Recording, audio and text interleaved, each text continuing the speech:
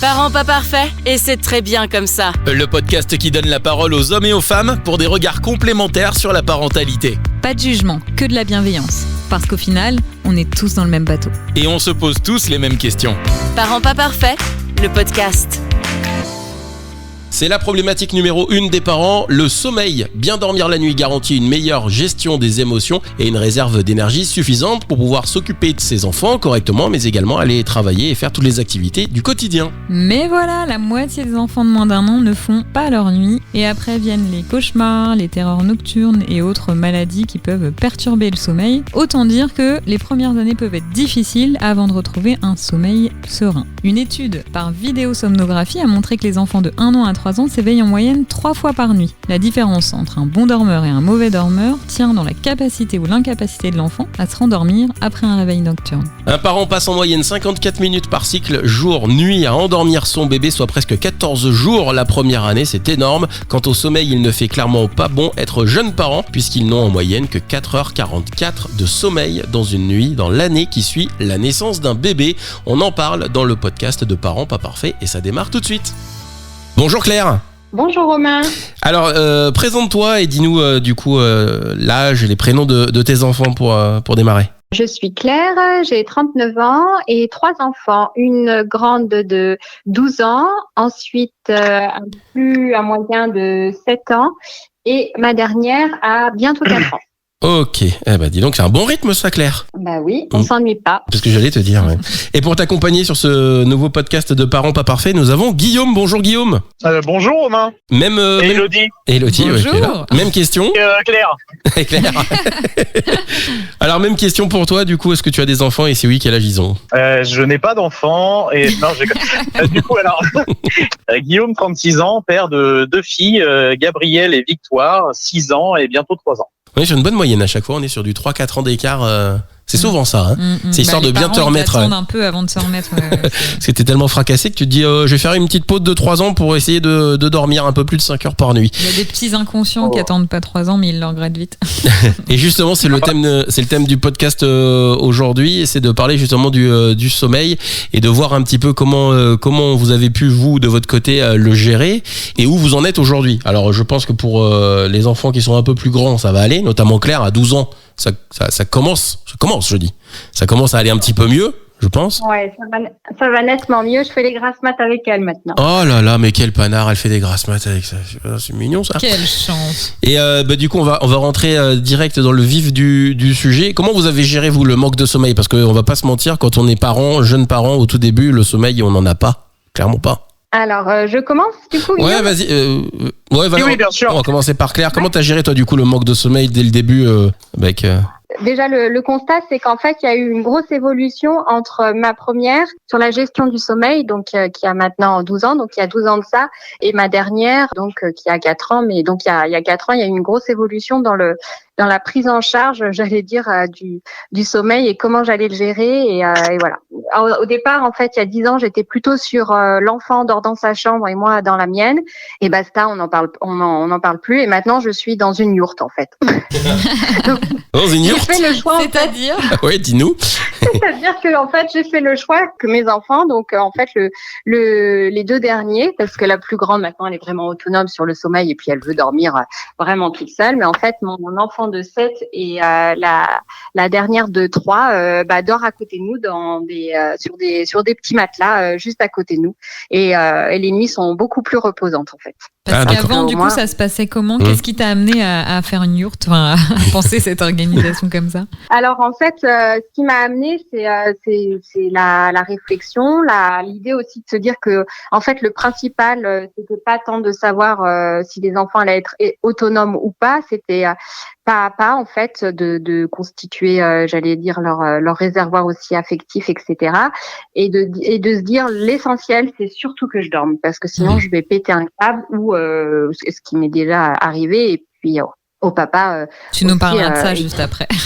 C'est-à-dire qu'à un moment donné, Claire, tu t'es dit, là, faut que je prenne soin de moi, là, parce que là, du coup, je vais pas y arriver, quoi. En fait, au bout de 15 jours, je me rappelle très bien, mais voire peut-être c'était même une semaine pour ma grande, déjà.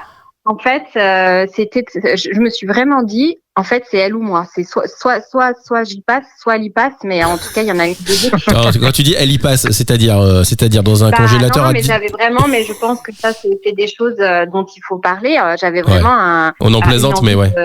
De meurtre. Une envie de mort, enfin une envie de dire non mais c'est pas possible en fait. Je vais pas passer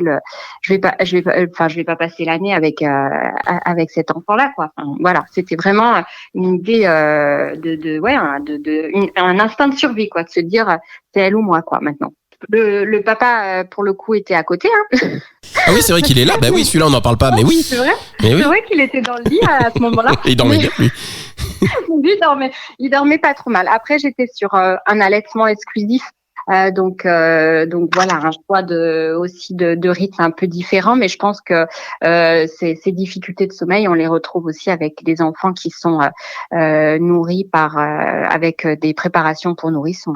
Guillaume, qu'est-ce que tu veux dire pour rebondir là-dessus? Comment ça s'est géré, toi, le manque de sommeil, l'organisation du sommeil? Ou alors, tu as peut-être des enfants qui ont dormi tout de suite comme Non, mais Guillaume, il dormait bien, lui, tranquille. Regarde, il s'était pas... Donc, ça allait bien. Alors, Guillaume non, je suis en burn-out depuis 6 ans et je peux pas m'en sortir. J'ai pas de solution, vraiment, je vais pas pouvoir vous aider. Je suis dans un centre de sommeil, tout va bien. On a et puis alors je sais pas si on avait trop une stratégie, on savait pas trop comment faire, on savait pas ce qui allait nous tomber dessus, on avait écouté les gens autour de nous qui avaient des enfants, on se doutait bien que ça allait être raide au niveau sommeil, récupération, etc. Bon, on avait une 30 et 29 ans, ma femme avait 29 ans, donc je pense qu'on est parti un peu la fleur au fusil en disant on est jeune, on est copains, et puis on avait compris que ça allait pas du tout se passer comme ça. Donc la stratégie, ça a été de très rapidement les mettre dans leur chambre pour que nous puissions redormir, pour être là pour eux et pour pouvoir récupérer, avoir mis suffisamment d'énergie pour pouvoir gérer les journées et puis gérer derrière. Donc le bébé dans la chambre on a dû garder la première pendant 1 mois et demi. La deuxième ça a peut-être été même plus rapide. Donc moi je voulais vraiment qu'on vise. Ma femme avait un côté peut-être un peu protecteur, affectif, voulait faire des siestes, etc. Surtout la première, moins la deuxième, parce que quand on en a eu un, on sait par quoi on passe et on a vite se dire nous en tout cas on voyait les choses comme ça pour la deuxième de qu'ils aillent dormir dans leur lit plus rapidement pour qu'on les entende plus la nuit et qu'on puisse dormir. Et pour qu'on puisse être quand même au taquet pendant la journée puis pouvoir être un peu solide, mais je pense que c'était de toute façon difficile avec les bronchiolites qui arrivent sur les premiers mois, les cauchemars, les réveils quand même qui durent jusqu'à je vais pas trop me plaindre, moi ils ont dormi à 3 mois et à 2 mois. La deuxième a dormi à non mais ça on a un champion là, c'est mon champion Guillaume. C'est de fou ça. Ça a été quand même moi je me plaindrais pas là-dessus, mais je pense que personnellement, si on avait cherché à les mettre plus tardivement ou à moins presser, peut-être en guillemets le fait de les mettre vite dans leur lit, qu'elles dorment, qu'elles soient autonomes. Donc on a commencé par les siestes et puis après en laissant un petit peu pleurer évidemment, puis en les laissant dormir dans leur chambre même la nuit.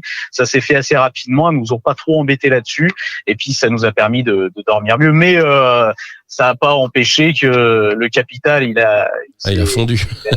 Il a fondu. On part avec un capital. Autant en avoir ce que je conseillerais aux jeunes parents, c'est d'avoir un très bon capital avant de faire des gosses, d'essayer de se blinder et puis savoir qu'il va être corrodé, au fur et à mesure et voir très rapidement au fur et à mesure des nuits. 4h44, c'est des nuits, c'est des demi-nuits, hein, donc c'est dur et on arrive vite au sol, quoi. Et parce que ils font leur nuit rapidement, mais du coup il y a comme tu disais les maladies, les bronchiolites, les pleurs nocturnes, enfin je veux dire des nuits qui peuvent être quand même hachées. On va revenir sur Claire puis on vient sur toi après, juste après Guillaume. Alors toi Claire, c'était si rapide ou ça, du coup la première après les 15 jours et le fait de te dire là faut que je trouve une solution, ça a mis combien de temps toi? Comment ça s'est passé pour que les enfants trouvent un sommeil un peu apaisé?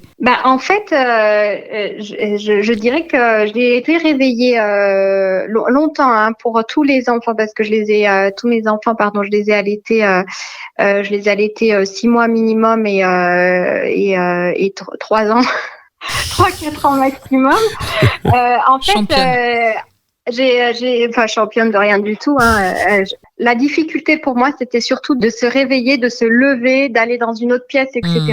Mais en fait, le fait, d'avoir son enfant dans la chambre, c'est plus simple parce que j'ai juste à tendre les bras, à le câliner ou à l'apaiser de ma voix, etc. Mais je pense qu'aujourd'hui, en fait, c'est au-delà de moi. Enfin, je parle moi en tant que maman, mais mon conjoint, en fait, ça nous rassure et ça rassure finalement les enfants de dormir avec nous. Et en fait, on se prend plus. Enfin, on n'a pas de prise de tête sur finalement sur qui se lève ou comment ça se passe. Voilà. Ouais. Mais pour bien préciser, Claire, c'est pas un cododo, hein, on est d'accord, hein. Non, c'est en fait on a un peu de place dans la chambre, donc on a vraiment mis là aujourd'hui on a deux petits lits, les matelas des enfants qui sont censés être dans le lit des enfants, on les a mis vraiment à côté de nous. Mais du coup pour la suite, ceux qui se demanderaient au niveau de l'intimité du couple, soyez rassurés. Il y en a plus. Depuis 12 ans. Non, il en reste. Mais après, on change un peu les horaires, quoi. Mais bon, ça c'est... Ah, écoute, vers 3-4 heures du matin, il y a toujours un petit break, un petit réveil qui se fait naturellement. Et puis du coup, on revient les enfants, dormez bien et profondément. Non mais, comme quoi, on a une petite maille qui apparaît, on se dit c'est pas les chats, c'est les gamins qui nous regardent. Pour savoir juste Claire, il y a pas un risque, du coup de les avoir dans la chambre sans qu'ils dorment avec vous, hein, toi et ton mari en cododo. Il y a pas un risque ensuite pour les transférer dans leur propre chambre? Et si oui, à quel âge quoi? Non, en fait, pourquoi? Parce que, par exemple, quand ils vont chez leurs grands-parents, il n'y a pas de difficulté. Moi, je dors dans une chambre, ils dorment dans une autre, en fait. Mais ils ont pris l'habitude de dormir, surtout, en fait, ce qui les rassure, c'est de dormir avec quelqu'un d'autre, en fait. Et quasiment. Alors, il y a eu, ça n'a pas été toujours linéaire, hein, mais en tout cas, on s'est toujours adapté pour éviter d'avoir à se réveiller trop la nuit, en fait. Ah, quelle chouette idée. Il y a eu des... Je te coupe Claire, pardon, juste je précise pour que ce soit nous, les allaitements n'ont pas duré longtemps. Ma femme a rapidement plus de lait, donc ce qui fait que ça nous a très certainement permis aussi de les mettre dans leur chambre plus rapidement. Alors après, ce que j'ai envie de dire aussi, c'est que là, vous avez deux modèles différents. Ce qui est important, c'est que ça convienne en fait à la dynamique familiale. Peu importe. C'est ça qui est important là quand on vous entend tous les deux, c'est d'avoir trouvé un équilibre qui vous permette que tout le monde se sente bien. Est-ce que l'un et l'autre, voilà, dormir, c'est ça. C'est pas le cas c'est pas le cas pour tout le monde, hein, exemple personnel. Dormir. Romain, tu nous parleras de ton organisation encore compliquée. Est-ce que vous aviez notion on va peut-être recommencer par Guillaume, que c'était un apprentissage le sommeil, parce que on n'en entend pas beaucoup parler avant d'avoir des enfants, c'est pas inné quoi d'apprendre à dormir, ça leur prend un peu de temps, alors plus ou moins de temps, des fois ça prend 2 mois, 3 mois, des fois un peu plus, mais vous aviez cette notion-là que c'était comme la marche, comme le langage, le sommeil, vous saviez ça? Oui, on avait dû, je me rappelle pas exactement, mais on avait dû entendre pas mal de conseils et on n'a pas forcé les choses à mort, hein, on y est allé par étapes. Alors moi je disais au début par les siestes, de les mettre dans leur lit par les siestes, et puis au fur et à mesure de faire la sieste du matin, une fois la sieste du matin, la sieste du matin peut-être en câlin avec, parce que moi je travaillais et du coup j'avais repris le boulot au bout d'un mois, je sais plus combien, ça dure 3 semaines, congé paternité, ça a été rapide quoi, donc on l'avait toujours dans la chambre au bout d'un mois et demi, puis les siestes commençaient une fois l'après-midi, après la sieste du matin et de l'après-midi dans son lit, puis là au bout d'un moment on a tenté le coup quoi. C'est 3 siestes, après t'en as une un peu plus tard aussi en fin d'après-midi, hein. T'es hyper au clair avec le sommeil de l'enfant. Non mais c'est ça, non mais j'ai pas de bêtises, moi c'est il y a longtemps entre guillemets, il y a 2 ans et demi, mais on fait 3 siestes dans la journée. Il y a rien d'obligatoire, hein, mais ça dépend des enfants en fait. Non, elles en ont toujours eu que 2, moi. Les 2, on a fait 2 phases. Et la deuxième, là, a bientôt 3 ans, et elle dort 3 heures l'après-midi. Par contre, elle en fait plus le matin, mais elle fait une énorme sieste l'après-midi. Et des grosses nuits. Et ma femme est créole. D'accord. Est-ce qu'il y a un lien, tu crois? En tout cas, ma femme est une grosse dormeuse. Je pense que la deuxième a hérité du sommeil de ma femme et la a hérité du mien. Elle se lève tôt et elle dort pas beaucoup. Ouais, ça va être génétique alors. Tant mieux, hein. Oui. C'est bien, on en a une sur 2 qui. J'avoue. Et du coup, bon, il y a des réveils quand même pour toi, Claire, de ton côté, et pour toi, Guillaume. Du coup, comment vous gérez vous les réveils au milieu de nuit? Comment vous faites du coup? Pour Claire, ça a l'air d'être un peu plus simple du coup, parce qu'il y a juste à tendre les bras, ça c'est quand même pas mal.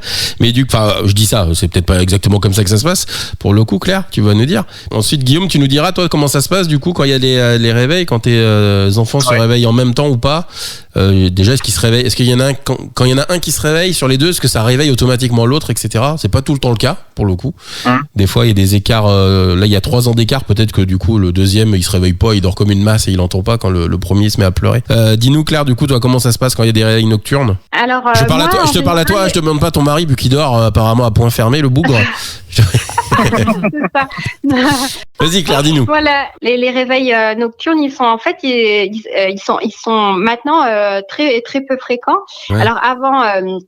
Encore une fois, quand j'allaitais, c'était en fait la première année a été difficile entre guillemets parce que j'étais réveillée toutes les 2-3 heures, etc. pour chacun de mes enfants. Mais ensuite, en fait, ça s'est fait assez naturellement finalement. Et puis voilà, les réveils nocturnes, chez nous, c'est essentiellement et c'est peu souvent en fait quand ils sont malades et on essaye d'anticiper, c'est-à-dire quand je vois qu'ils vont mal dormir ou quoi que ce soit parce que ils sont encombrés ou quoi, en général j'ai le Doliprane à côté de moi, j'ai les pipettes de sérum Phi pour encore une fois éviter de en fait traverser charge toute la mentale. baraque. Voilà. Après c'est vrai que en fait c'est vrai que c'est souvent moi qui prends qui prend l'initiative. En fait souvent quand ils sont malades, Trop tard, tu l'as dit. Mais quand ils sont malades, ils me réclament plus particulièrement moi que leur père finalement. Alors après quand ils sont pas malades en général, ils vont plutôt vers leur père que vers moi. Donc là, je suis un peu jalouse d'ailleurs, mais sinon, quand ils sont malades, en général, ils préfèrent que ce soit moi finalement qui leur fasse les soins entre guillemets que leur. Enfin, ils préfèrent. En tout cas, ils m'interpellent plutôt moi que leur papa. Après, c'est vrai que voilà, nous le sommeil chez nous, ça finalement ça. Alors moi, je suis pas créole. En revanche, c'est une bonne dormeuse. Je suis une très très bonne dormeuse. Et c'est vrai que, par exemple, je t'entendais dire, Guillaume, pour les siestes, moi, en fait, j'ai beaucoup porté mes enfants en écharpe de portage. Donc les siestes, ils les faisaient sur moi, en fait. Souvent sur moi ou souvent. En fait, le premier, on peut essayer de lui donner à peu près un rythme entre guillemets et encore, parce que en fait, moi, je la portais en écharpe. Mais les seconds, en fait, quand il y a des activités, des choses comme ça, alors Antoine, plus facilement, on a réussi à lui faire des siestes dans son lit. Mais par exemple, Amy, très vite, en fait, les siestes, c'était dans la voiture parce qu'on allait faire une activité, etc. Donc j'avoue qu'on n'a pas été aussi protecteur, je sais pas si c'est le terme, mais en tout cas, ou vigilant sur le sommeil d'Amy, mais bon, elle a pas l'air trop en souffrir que sur le sommeil d'Antoine. On était moins dans il faut à tout prix qu'il fasse sa sieste, etc.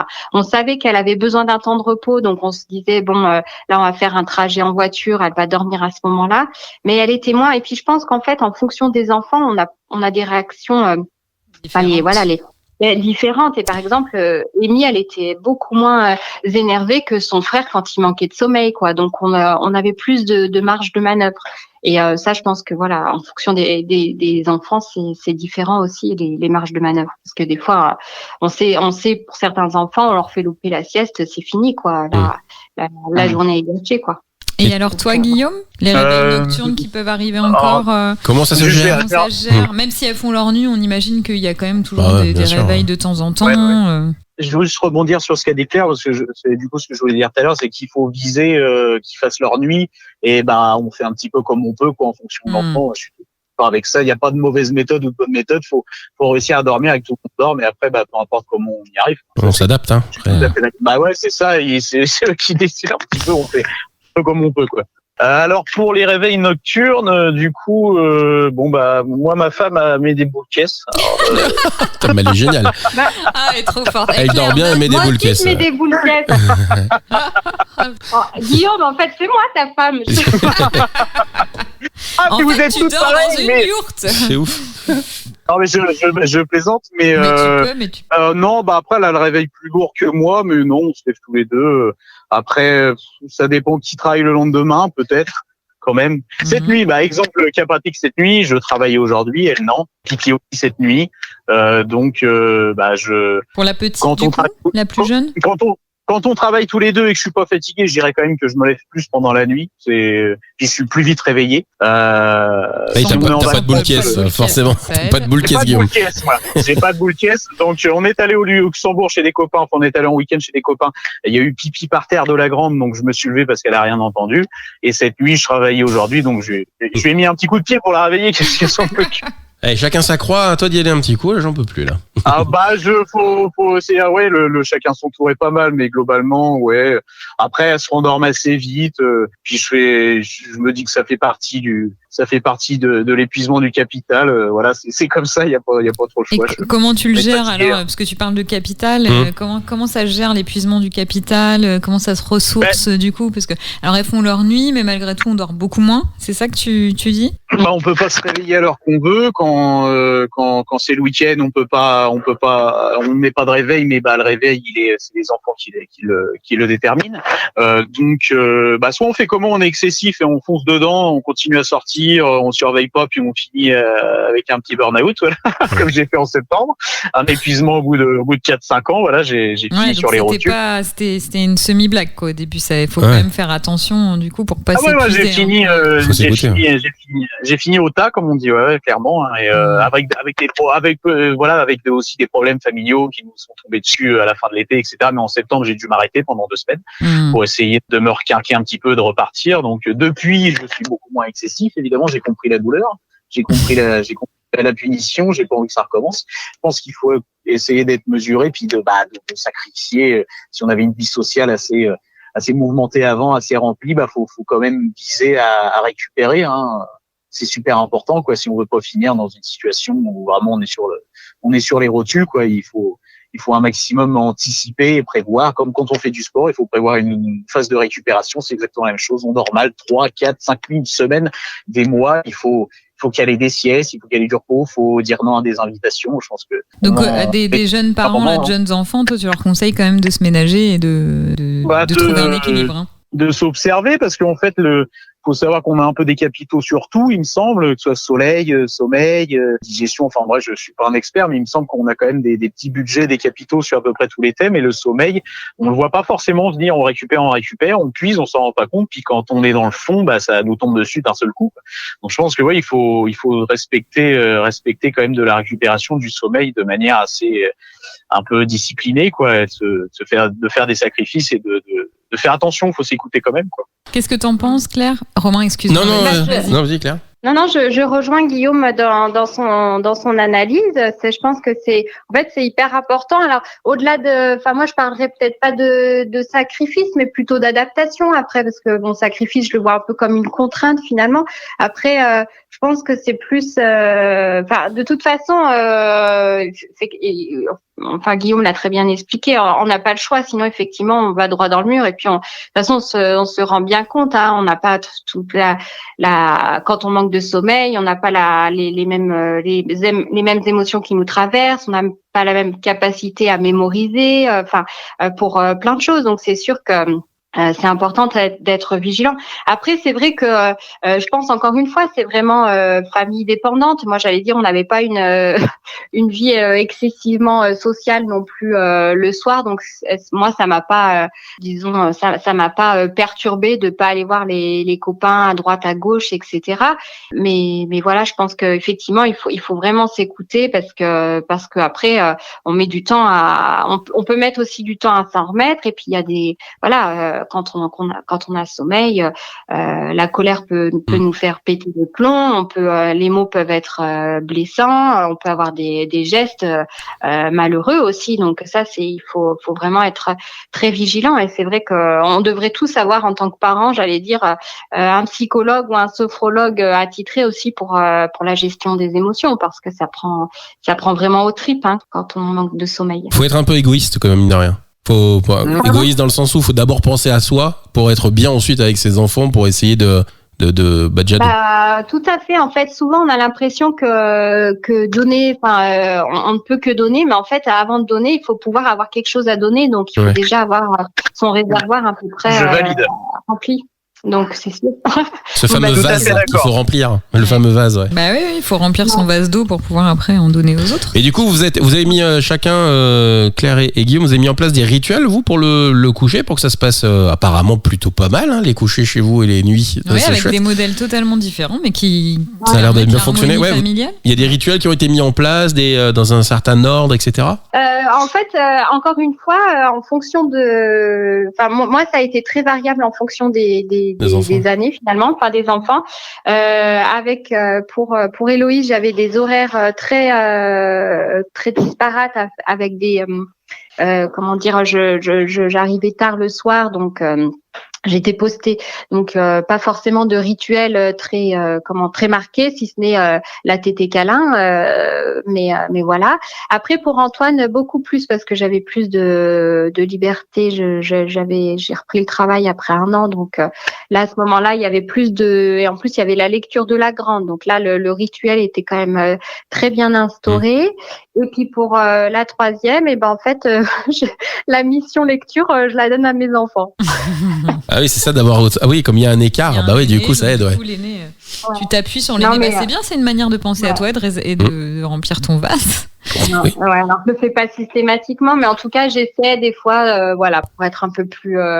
Enfin voilà. Après c'est vrai qu'il y a certaines choses où on lâche. Bon après j'avoue ne pas être la mère parfaite. Non mais bon, c'est vrai que Ça va, t'es dans le podcast Parents pas parfaits. ouais, donc c'est un peu l'idée. Hein. Non, puis le fait surtout de faire lire les histoires aux plus grands, aux plus petits, ça permet de rentabiliser aussi le forfait Netflix, parce que t'as pas le temps, tu vois, sinon.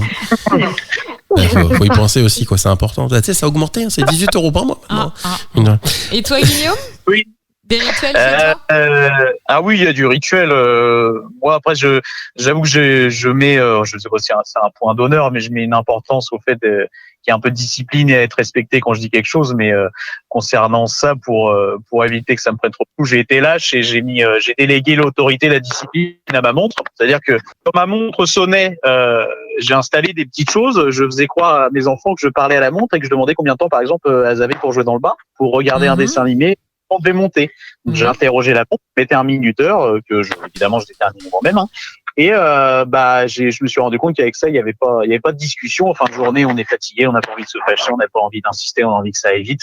Et ce truc-là m'a vraiment beaucoup aidé, cette délégation à la montre. Ou alors, puis j'ai fini par le faire au téléphone, de fil en aiguille, c'est-à-dire que on prend le bain. On descend. Moi, le soir, j'ai plein de choses à faire. Faut faire à manger, etc. Quand ma femme travaille, elle rentre à 20h30, 21h. Donc, je regarde pas l'heure systématiquement. J'essaie pas non plus d'être en sprint en permanence, de les laver vite, de les faire manger vite, qu'ils aillent. Enfin voilà. Donc, à 20h, je détermine qu'il est temps que les choses avancent. Donc, c'est pipi les dents. En général, elles sont lavées, elles ont mangé. Ça me fait un repère aussi à moi pour savoir à peu près où j'en suis dans ma soirée. Pipi les dents. Et après le pipi les dents, on monte, on fait une histoire. Avec des papouilles, des câlins, une petite chanson. Voilà. Oh là là, ça a l'air tellement simple, Guillaume. Mais la montre, c'est une super idée. ça fait limite rêver. Oh, non, mais la montre, c'est une bonne idée parce que du coup, ça leur permet d'avoir un repère avec une petite sonnerie rigolote où ils se disent bon bah voilà, on a eu un temps de les préparer à pas les sortir. C'est déshumanisé. C'est pas une personne avec laquelle on peut discuter. C'est déshumanisé. C'est pas, il y a pas de débat. C'est une montre, c'est un ordinateur, c'est un robot. Pour eux, c'est pas palpable. Ils peuvent pas rentrer en contact avec. Donc, à partir de là, il y a pas de débat, il y a pas de discussion. Toi, Elodie, t'as des rituels là, du coup, pour des enfants ou pas? Ah bah ouais, rituel. Netflix. Je les mets devant la télé. Moi, je les mets devant la télé, moi. 4 heures d'écran par jour, et alors? Je récupère à 6h le lendemain matin. Ben ouais, allez, faut remplir son vase, on a dit, non? Rentabiliser le forfait, je disais. Oui. Oui, les rituels. Penser à soi, en fait. Penser à soi, voilà, c'est ça. Donc, les rituels, moi, les rituels, c'est plutôt, brossage de dents, histoire. Mais c'est tout le temps pareil, quoi. Ça revient quand même pas mal, ça permet de les repérer, puis ça dévie, je vais boire, j'ai oublié de ceci, j'ai oublié un dodo en bas, donc ça peut dévier. Et puis quand on passe les enfants dans les grands lits, ce qui est le cas pour mon deuxième qui a 3 ans, il redescend dans les escaliers, il s'accroupit, des fois on le voit au bout d'un quart d'heure derrière nous, donc voilà. Donc après quand il n'y a plus, il redescend, des fois ça arrive qu'il redescende de son lit, mais en règle générale le coucher ça se passe pas trop mal, mais moi ils ont 4 et 3 ans, mais comme beaucoup de parents les premières années, ils n'ont pas fait les nuits à 2 et 3 mois, moi ça a plutôt duré un petit peu plus tard, donc voilà, comment dire, mais maintenant c'est réglé, mais je dirais que c'est quand même les 2 premières années les plus difficiles. Toi, Romain, t'as un petit garçon de 2 ans, 2 ans Tout à fait, 2 ans. Tu veux nous parler du sommeil? Parce que je sens que le c'est, sommeil, mais quel sujet. Le sommeil. Maintenant, nous, notre enfant, il a fait un RGO, donc du coup, ça a été compliqué les nuits. Ce fameux rejet gastro-œsophagien qui fait que quand il mange, il vomit. Ce qui fait que quand il faut le nourrir la nuit aussi, parce que du coup, il a faim la nuit, donc il pleure. Donc il faut le nourrir, il faut y penser. Et puis là, il y a un nouveau truc. C'est une petite nouveauté. C'est la petite nouveauté donc il dort dans son lit? Ouais, ça y est, là, il dort dans son lit. Mais là, son nouveau truc, c'est que maintenant, il dort dans son lit, mais on a fait beaucoup de cododo. Et là, maintenant, en fait, il a capté, il vient, avant, il se réveillait, il pleurait, on allait le chercher, on le récupérait dans notre lit. Et là, maintenant, en fait, il se réveille, il pleure plus. Par contre, il vient tout seul dans notre lit. C'est-à-dire que t'entends juste les petits pieds qui font tic, tic, tic, tic, tic, tic, tic sur le parquet. Et il se pointe, il te regarde avec ses doudous, genre allez, vas-y, prends-moi dans le lit. C'est énorme, ouais. Donc et alors, il a est-ce vite que compris. ça convient à ta dynamique familiale et à ton sommeil? Alors intimement parlant, on va dire que, contrairement à Claire, nous non, nous on n'a pas de l'intimité, tout ça, c'est quelque chose qu'on a mis un petit peu de côté. On en fera un podcast, Élodie, de ces histoires-là. Et non, mais après, qu'est-ce que tu veux faire? On va pas lui dire. Non mais attends, Romain, je te coupe, on est sur une bonne moyenne de 1 fois par mois. Hein. Ah oui, on est sur un gros truc là. Ah ouais. Ah ouais, ça te laisse le temps de réviser un petit peu l'anatomie. On n'est même pas là sur la prévention du cancer de la prostate là, donc.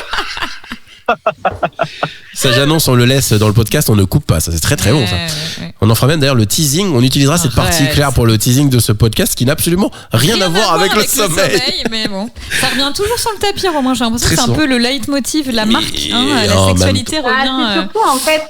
Au-delà de ça, j'ai envie de dire que c'est aussi le ciment du couple et de la famille, du coup. Donc, c'est vrai que... Le sommeil ou...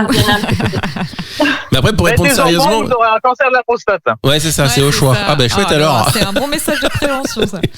Mais pour répondre sérieusement, qu'est-ce que tu veux faire quand ton enfant arrive avec ses petits pieds et ses petits yeux là à moitié endormis en disant... sans te dire, justement, en te regardant et te faisant comprendre, est-ce que je peux monter dans le lit? Tu vas pas lui dire, non. Non, tu retournes dans ton lit, toi, tout seul. Allez, là, dégage de ma vie. Claire et Guillaume, ce serait intéressant d'avoir leur point de vue. Claire, vas-y. Et puis Guillaume, qu'est-ce que vous feriez si... du coup, Claire, ils sont à tes pieds, mais on pourrait imaginer qu'ils montent dans ton lit. Comment tu fais, toi? Comment tu fais Escalade. Ouais, alors non, en fait, nous par contre, on a de principe. Enfin là, encore une fois, ils sont grands. Hein, maintenant, ils ont 4 et 7 ans, donc de toute façon, il n'y a pas de place. On n'a pas un king size. Par contre, la règle, c'est celle-ci. Vous dormez avec nous, mais vous dormez dans votre lit parce que moi, je veux dormir correctement. Et il y a quand même des règles. Voilà, c'est pas freestyle. Je les ai pas au milieu de nous deux ou quoi que ce soit. C'est vraiment vous dormez avec nous. On est et puis maintenant, on leur dit d'ailleurs parce que comme ils deviennent quand même de plus en plus grands, j'allais dire, et on amorce la transition justement pour la chambre. Vous êtes invités dans notre chambre. C'est pas notre Vous êtes chambre. invités. Ah bah c'est pas, il y a le loyer en plus. Mais oui, bien sûr. Bah attends, dis donc. Bah oui. Mais voilà, pour essayer d'amorcer justement, parce qu'effectivement là, ils commencent à devenir grands, puis justement à vouloir lire leurs livres, leurs machin, enfin leurs trucs. Donc c'est vrai que maintenant on entame une transition, un temps où je pense que d'ici quelques mois, ils vont filer dans leur chambre. Dans la Non, mais pour préciser, dans la même chambre en fait. Claire, pour préciser, t'as des enfants de 4, 7 et 12 ans, tu nous as dit, mais les 3 sont dans votre chambre? Non, 12 ans. Non, la grande, en fait, elle a, la plus grande, elle a jamais dormi avec eux. Elle a jamais dormi, si elle a dormi un temps avec moi, mais l'affaire de 3 mois, je crois. Mais sinon, elle avait jamais dormi avec moi. Puis tu disais que c'était pas le même modèle éducatif il y a 12 ans, t'avais pas la même conception des choses. Ouais, puis surtout, puis j'avais pas, voilà, il y avait plein de choses que j'avais pas en tête. Et voilà. Et surtout, en fait, moi, l'idée que j'ai du sommeil de l'enfant et des parents, c'est, ce que tu dis très bien, Élodie, c'est surtout que chacun, il n'y a pas de modèle parfait, il n'y a pas de modèle à adopter. Il y a surtout des parents qui doivent dormir, quoi. Ça c'est une super. On va pas tarder à conclure le podcast. On va reprendre. Guillaume, si t'as un petit enfant qui vient avec les yeux tout mignons en pleine nuit, comment vous faites et qui dit je veux dormir avec vous? Bah déjà, on a des chats. Il n'y a plus de place dans le lit. Plus un Doberman. Désolé, les gosses, la place est déjà prise. Et non, ça, moi, c'est un truc avec lequel j'avais beaucoup de mal, surtout quand ils étaient tout petits, quand ça pleurait, etc., à 1 mois, 2 mois, 3 mois, et que, s'ils étaient malades, que Dorian voulait quand même disais, enfin, puis même moi, au bout d'un moment, j'aurais fait la même chose. Bon, elle le faisait plus vite que moi, j'étais un peu plus exigeant. Dormir avec les petits dans le lit, moi, je peux pas. Après, pendant 3 mois, je rêve que je le roule et que je les écrase. Donc c'était juste impensable pour moi, ça me traumatisait et je me réveillais en pleine nuit en train de tâter partout, je voulais elle est où donc je paniquais total quand on laissait dormir. Aussi, Je t'en supplie, on arrête ça, moi c'est atroce, ça me traumatise, j'ai peur de rouler dessus et de tuer les gamins. Donc ça je peux pas. En plus, on dort à moins d'avoir un lit de 3 mètres, on dort pas forcément hyper bien, même avec un petit nourrisson dans le lit, je trouve, c'est vraiment pas terrible. Bon, après, s'il y a des maladies, on les soigne, on leur donne le Doliprane, machin, etc. Ça se passe bien, je les prends, je rassure. Bon, quand j'ai des débarquements dans la chambre, c'est souvent pour un pipi ou qui sont pas bien, qui sont malades, bon, on prend soin d'eux puis on les remet dans leur lit, mais de toute façon, moi, je faudrait que je parte.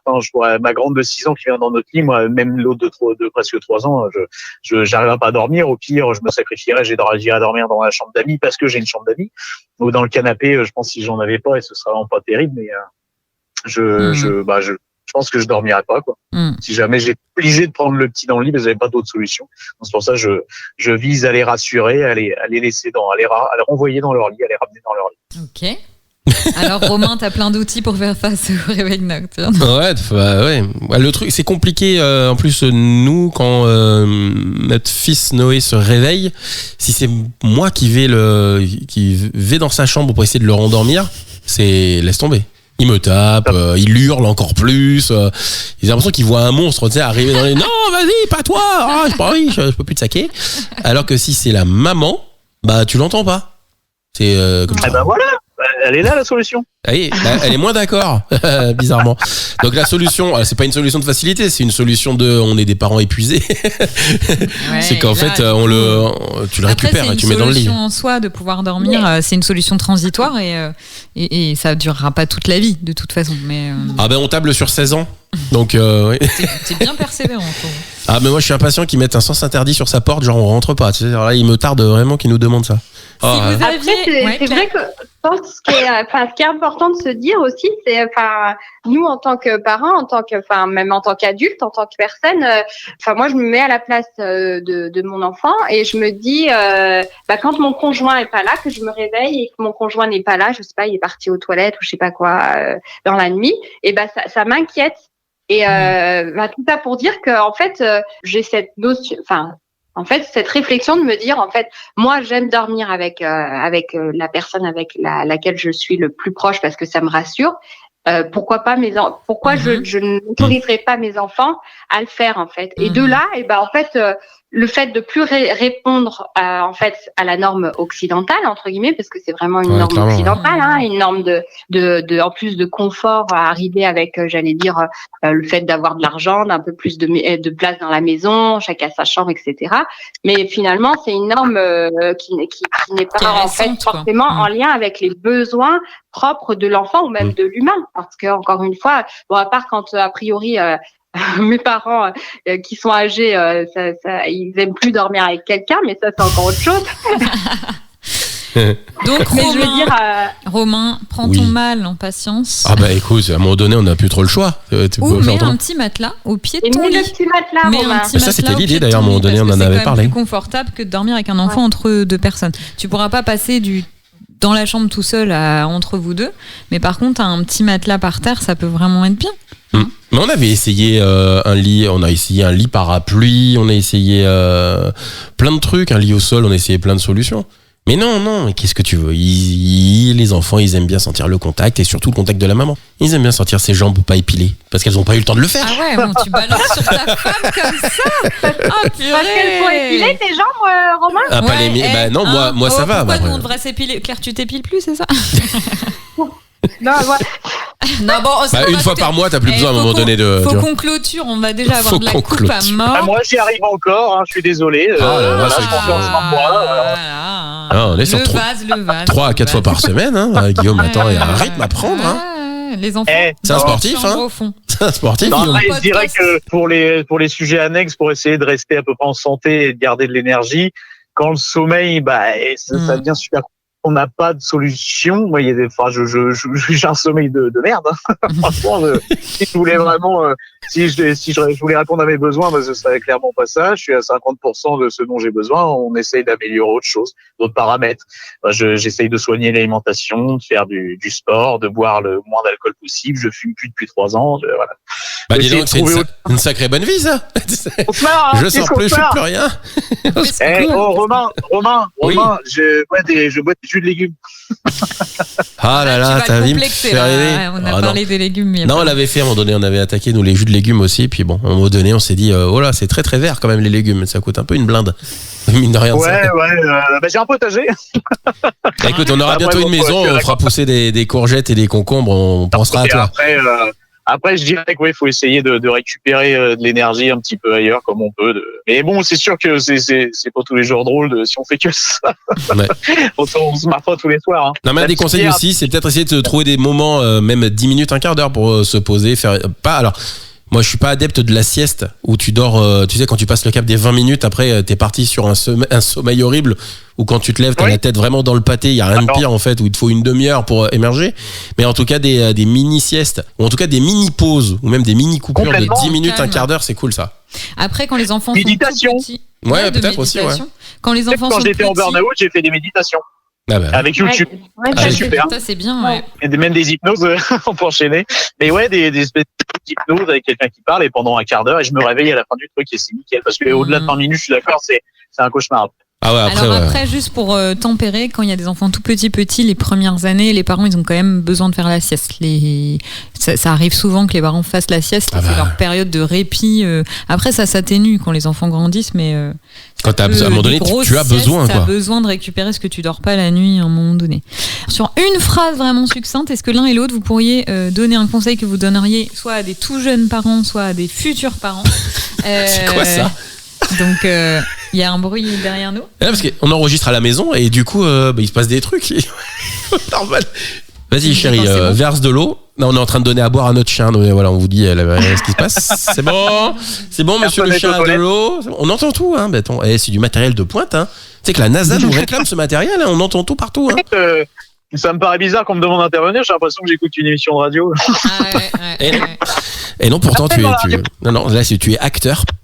Acteur de ce podcast Parents pas parfaits. Alors du coup, Elodie nous disait. Je vous disais, si vous aviez en une phrase, très rapidement, une phrase que vous diriez aux parents, ou un conseil que vous donneriez aux futurs ou aux très jeunes parents pour qu'ils n'épuisent pas leur capital sommeil. Claire. J'allais dire justement, si tu dors, toi, c'est l'essentiel. Si tu dors, toi, c'est l'essentiel. Super. Non, mais évidemment. Et Guillaume ? La solution, c'est ça. J'ai pas pu faire plus vite. Buvez des jus de légumes, voilà. Soyez patient et ça devrait s'arranger. Non, je sais pas vraiment de solution miracle, mais faut viser que les enfants en une seule phrase, c'est pas simple. Je dirais écoutez-vous, respectez-vous et anticipez. Parce qu'on ne dit pas assez. Ça se prépare d'être parent. On n'est pas assez sensibilisé à pas mal de choses, mine de rien. C'est un vrai job. Hein. C'est un vrai job à plein temps et on est tous dans le même bateau. Exactement. On a tous les mêmes problématiques. Merci Claire en tout cas et merci Guillaume pour. Merci Romain et Elodie. Guillaume, qu'est-ce qui se passe? Dis-nous. Vas-y, tu peux encore parler. Profitez des grands-parents quand vous en avez. Ouais. Un maximum. Ah ouais, clairement, ça aide bien quand même. Exploitez-les. Oui, sans culpabilité. Mais non, mais en plus, généralement, les petits-enfants adorent leurs grands-parents et les grands-parents adorent leurs petits-enfants. Donc, on fait rien de mal en leur confiant 3 semaines par mois. Ah, tu vois, c'est pas. Non, mais dans ce que tu dis là, il y a quand même une vérité, c'est que en fait, c'est essentiel d'être entouré, d'avoir du relais, sûr, etc., et de se laisser l'opportunité en fait d'avoir du relais. Et en fait, moi, je conclurais sur il faut pas. En fait, la norme n'existe pas, quoi. En fait, il faut se créer sa propre norme, répondre à ses propres besoins avec. Voilà. Non, mais c'est bien, Claire. Tu couperas. Non, mais c'est bien, ça, finalement. Ah, Guillaume, ça avait l'air bien ce que t'as dit et ça a coupé. Vas-y. On fait ce qu'on peut avec ce qu'on a sur le moment. Exactement. Voilà. Et on s'adapte à la situation au fur et à mesure. On va faire un cumul de toutes vos phrases type à la fin. Tac, tac, tac, tac, tac, tac. On va en avoir 6 ou 7. C'est pour ça qu'on a appelé ce podcast Parents pas parfaits, parce que Exactement. voilà, on fait ce qu'on peut avec ce qu'on a, et il y a énormément de livres qui nous donnent des directives et des choses à faire, mais tu peux pas forcément toutes les appliquer. Et si tu les appliques pas, c'est pas grave. Tu fais Mais comme non, tu peux. faut être son premier supporter. Hein. Mais non, Alors, mais il est attends. en train de parler à sa femme. Qu'est-ce Là, que- j'ai vas-y, 2 secondes. vas-y. Cindy, tu veux conclure quelque chose Vas-y.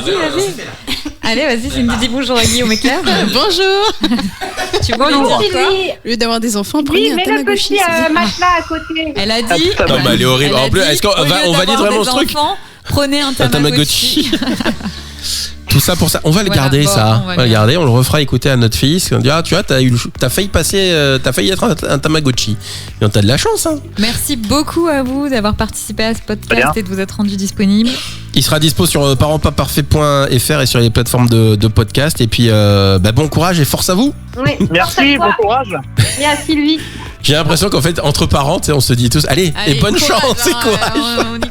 À chaque Bon fois, on dit chance. ça dans les Bonne podcasts. chance, ouais. Chance. À très vite. Salut, ciao. On espère que vous avez appris des choses et passé un bon moment. Et on vous dit à très bientôt sur Parents pas parfaits, le podcast qui donne la parole aux hommes et aux femmes.